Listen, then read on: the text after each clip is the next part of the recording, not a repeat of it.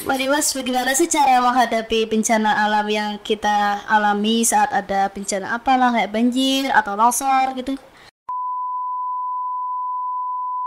Ikhtiar. Ikhtiar. Nah, ikhtiar itu dalam bentuk tindakan, dalam bentuk usaha yang dilakukan. Nah, usaha untuk mengurangi resiko bencana itu biasanya disebut mitigasi. Jadi mitigasi bencana itu ikhtiar ataupun bentuk usaha yang dilakukan oleh manusia agar kita bisa siap menghadapi bencana. Nah, ikhtiar itu bisa dalam bentuk fisik maupun non fisik.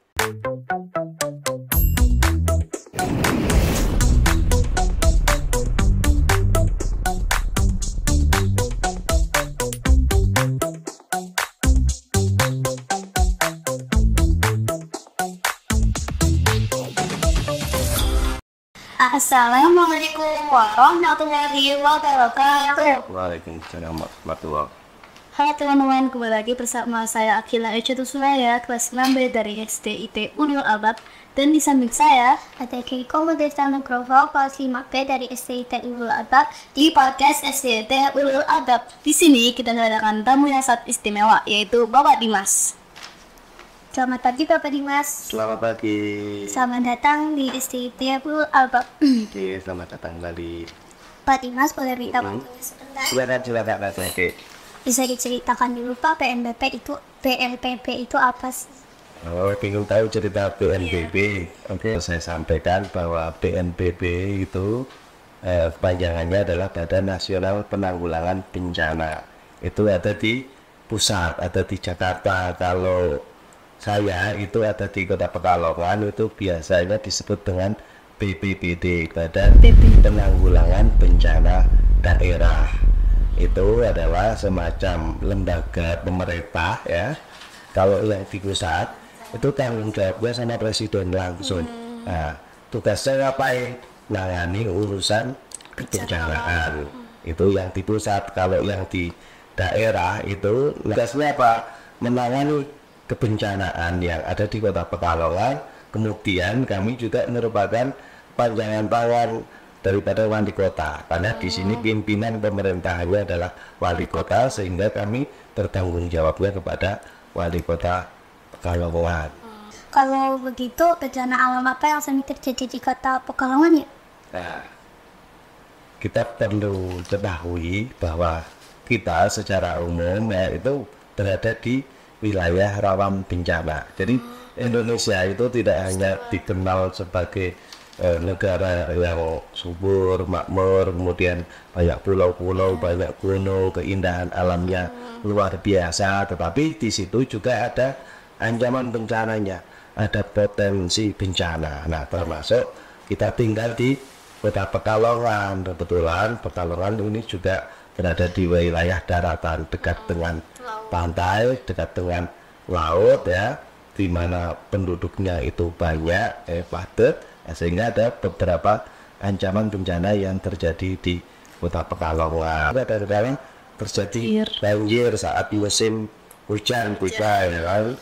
Nah, kemudian ada juga yang mengalami banjir karena rob ya, yang terus menerus, air lautnya naik, tapi kemudian nggak mau kembali lagi ke laut, sehingga daratan tersebut tergenang, sehingga tadi yang mau sekolah itu keganggu, mau kerja itu terhambat, karena gitu. Itu jenis bencana banjir juga terjadi di Kota Pekalongan. Selain banjir, Kota Pekalongan itu juga daerah-daerah yang dekat dengan sungai ya.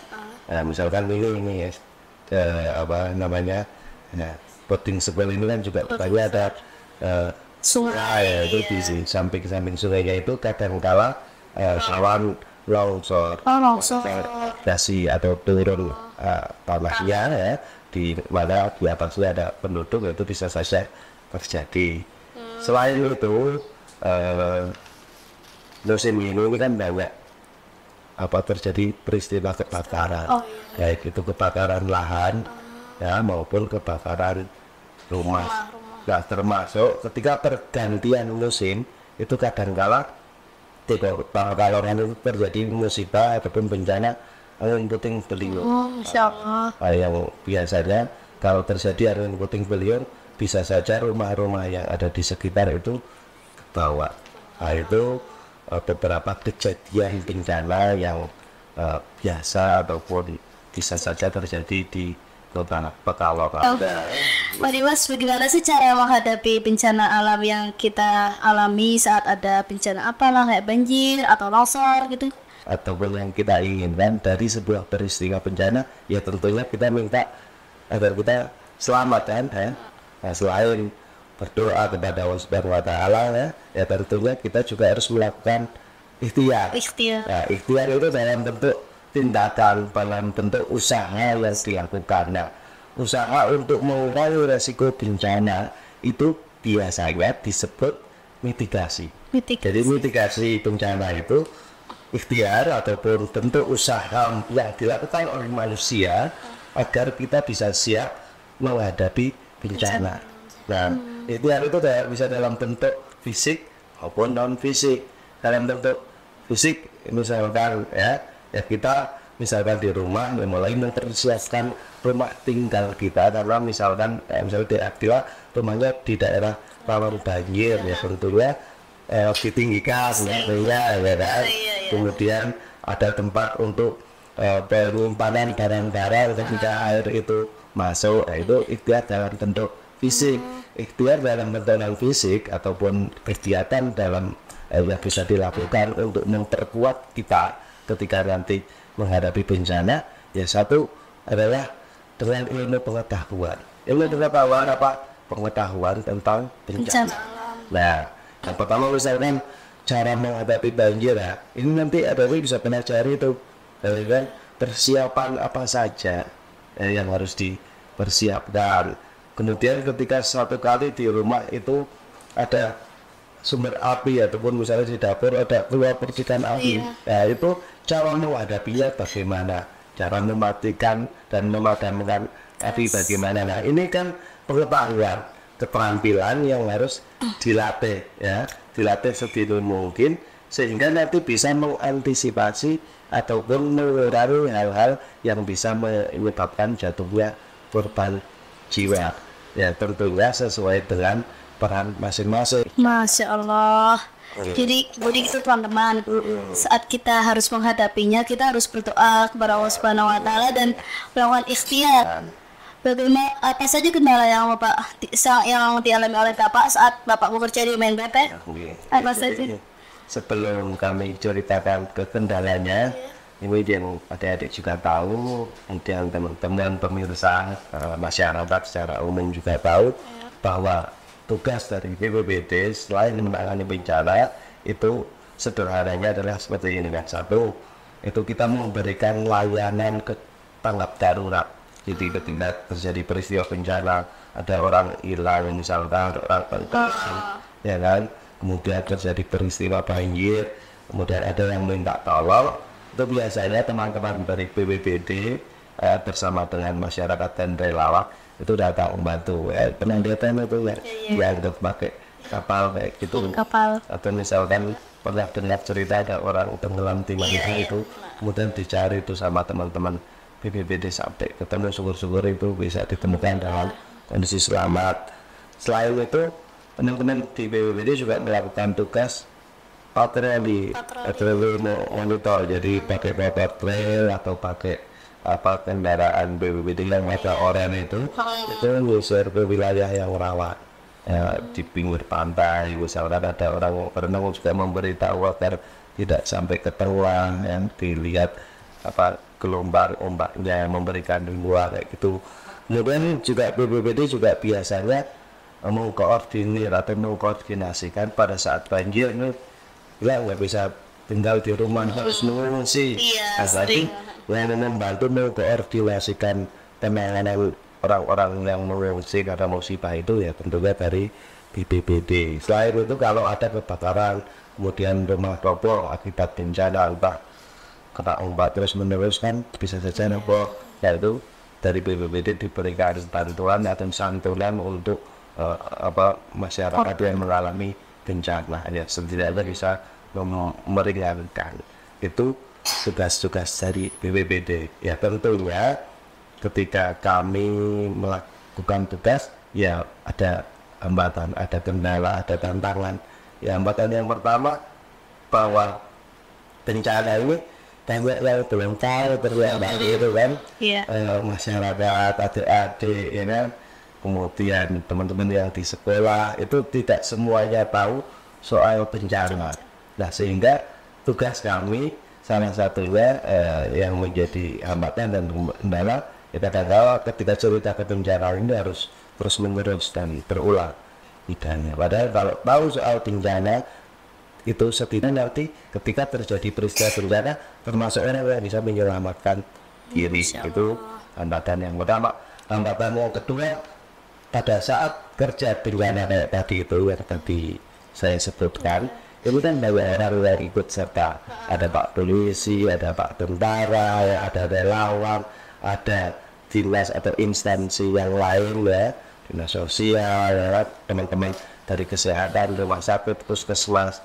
Nah ini semua itu kan butuh koordinasi, butuh kolaborasi. Jadi harus bersama-sama dalam satu kesatuan, memiliki pemahaman ataupun frekuensi yang sama ya, sehingga nanti ketika melayani masyarakat itu bisa jauh lebih baik dan optimal. Ada lagi nggak Beko? Tanya. Ada kok. Bagaimana cara pencegahan bencana yang dapat kita lakukan? Baik ya, sebelum datang bencana itu memang sebaiknya kita harus mencegahnya.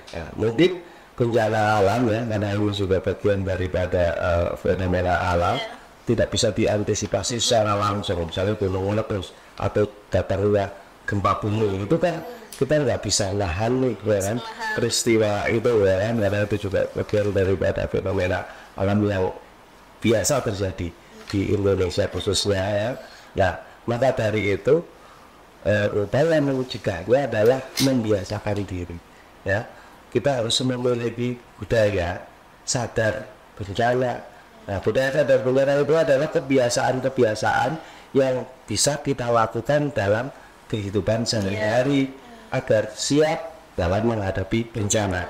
Karena bencana yang kayak tadi itu nggak bisa dicegah, tapi bisa dikurangi resikonya ataupun ancamannya. Jadi dampaknya terhadap manusia itu bisa dikurangi. Mungkin gempa kita nggak bisa naik, tapi gempa itu bisa dikurangi. Karena gempa nggak bisa membunuh atau menyebabkan kematian terhadap orang ya, asal kita tahu menghadapinya. Nah, yang membunuhkan terjadinya apa ya? Nah, kebiasaan yang pertama misalkan pada saat kita tidur nih, nah kita mulai juga membiasakan diri berpakaian lengkap dengan wajah. Satu saat terjadi peristiwa bencana itu siap. Dua, bagi adik-adik yang memang kebiasaan buat berjilbab, juga di sebelah tempat itu juga disiapkan tempat untuk menaruh tapi yang mudah. Nah, jadi saya buat itu juga harus diambil. Ketiga, kita jangan kebiasaan tidur pakai headphone ya, ini headset itu kan. Nah, di sini ketika ada tanda-tanda itu kita bisa dengar, ya kan. Ketika misalkan dalam rumah itu bisa sampaikan pada ayah bundanya, ya kan. Itu yang kamar itu nggak usah dikunci, ya kan, kecuali yang bagian luar. Ketika juga baterai HP itu jangan sampai mati juga untuk saluran informasi kan. 4, misalkan kalau punya motor atau mobil, ready posisinya itu menghadap depan. Parkir itu berarti bagian setirnya atau kemudinya posisinya di depan, jadi sewaktu-waktu bisa dipersiapkan. Terus selanjutnya barang-barang penting di rumah, misalnya kunci, dompet, itu ditempatkan di tempat yang mudah dijangkau, yang bisa diingat tetapi tetap aman ya.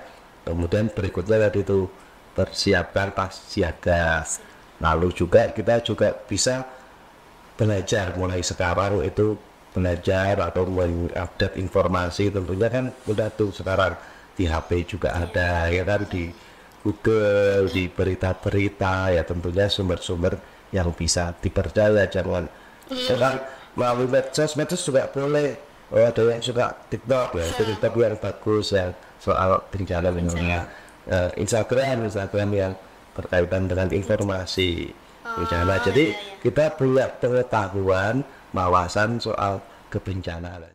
Insya Allah kita itu harus waspada ya dulu, kita harus nyiapin dari sekarang. Akhirnya kalau misalnya kita belum nyiapin, udah terjadi tsunami. Iya, lebih banyak. Apa saja suka duka yang pernah dialami Bapak sama bekerja di video ya, suka dukanya tentunya banyak sekali ya. Bagi kami yang paling berkesan adalah ketika mungkin bisa memberikan pelayanan yang maksimal, misalkan kemudian bisa membantu orang. Ini saya kira juga menjadi banggaan kami, termasuk juga misalkan membantu orang-orang yang sudah tolong. Misalnya satu kali kami diberitahu ada kapal tenggelam di Suamaran, ada masyarakatnya yang minta tolong ataupun APK-nya yang minta tolong, dan kita bersama-sama dengan tadi Pak Tentara, Pak Polisi dan para relawan itu berhasil menyelamatkan. Ini menjadi kebanggaan bagi kami karena bisa memberikan waktu, tenaga dan pikirannya untuk pelayanan masyarakat. Apa pesan Bapak untuk kita sebagai murid dalam menjalani bencana alam atau menghadapi bencana alam? Pesan dari Bapak awalnya, Pak? Ini tadi sudah saya sampaikan bahwa kita tinggal di wilayah rawan bencana. Jadi pelajari lingkungan sekitar tempat kita tinggal. Kita bisa tahu jenis bencana apa saja yang kira-kira bisa saja terjadi di tempat tinggal kita. Ya, itu satu. Kedua, kita juga harus membudayakan atau membiasakan diri bahwa kita tinggal di wilayah tersebut. Tentunya persiapan ataupun ikhtiar ataupun tindakan ataupun usaha kita guna mengurangi dampak bencana ini bisa dilakukan. Persiapan macam-macam, bisa yang bersifat fisik ketika membangun rumah ke depan, ya paling tidak konstruksi yang kuat, yang tidak terkenal misalkan ditinggikan dan lain sebagainya. Kemudian yang paling penting juga mempelajari soal kebencanaan, cara penyelamatan diri pada saat terjadi bencana. Karena ini menjadi ilmu pengetahuan yang tentunya bisa diterapkan dalam kehidupan sehari-hari, karena sebenarnya itu tidak rugi kok belajar bencana, ya kan? Karena manfaatnya untuk kita sendiri, untuk keluarga dan akan lebih baik kita untuk lingkungan, karena bisa membantu orang ketika nanti terjadi peristiwa bencana. Tentunya diri kita sendiri juga harus selamat lebih dahulu ya. Kemudian yang terakhir tadi itu bahwa kita juga selain mempersiapkan diri kita, ya perlu juga update informasi soal kebencanaan agar kita juga bisa tahu tindakan-tindakan yang bisa dilakukan dan tidak mudah terpercaya berita-berita yang kirim buat soal bencana. Ya, Masya Allah. Alhamdulillah kita sudah di penghujung acara ya Pak. Terima kasih Bapak sudah memberikan pesan kepada kami sebagai seorang siswa. Saya doakan semoga Bapak sehat walafiat dan selalu teguhlah dalam menjalani tugas Bapak di BPPT-nya itu. Teman-teman, itu tadi perbincangan kita dengan Pak Dimas. Semoga kita semakin kenal ya dengan BPPT. Dan penanggulangan bencana daerah. Ya. Terima kasih sudah menyimak podcast kita. Sampai jumpa di lain waktu. Wassalamualaikum warahmatullahi wabarakatuh. Jangan lupa like dan subscribe ya.